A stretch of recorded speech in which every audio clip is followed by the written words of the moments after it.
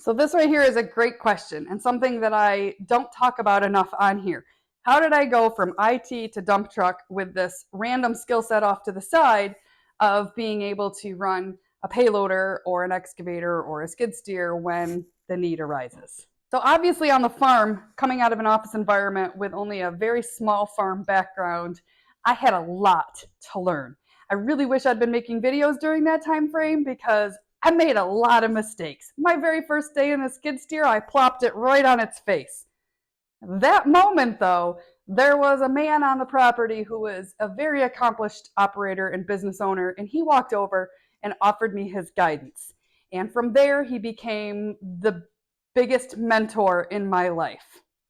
So while I did learn a lot on the farm, I had a lot to learn on the farm. The transition actually went from the farm to construction. I wanted to work on the ground so I had a better understanding of what was happening when I was driving a truck onto a job site, or eventually when I own additional trucks, sending a truck onto a job site. I want to be able to train my drivers to provide the best service possible. And I didn't feel I could do that unless I understood what was needed myself. So after shutting the farm down, I did a variety of things that included several months working at a quarry. And I became a pretty good payloader operator in the quarry, loading trucks and stacking piles. And that was where I gained that skill set. The skid steer came from the farm, and the excavator just came from patient instruction the first few times that I needed to load my own truck, that eventually grew to being able to, dig a ditch and, kind of mildly hold my own. I'm not a great operator in that, but I can do enough.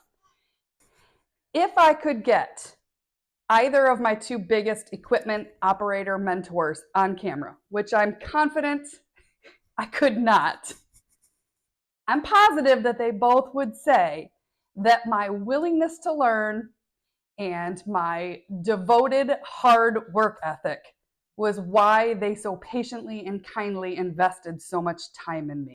So while I do encourage anyone, even if you're coming from a career with zero experience in the construction world, if you want to get into it, there are people out there. The majority of them are kind and willing to teach if you are willing to work, you are willing to show up, and you are willing to learn with a positive attitude. Moral of the story? Just do it. Just do it. Ask questions. Get over your fear of not being able to do something.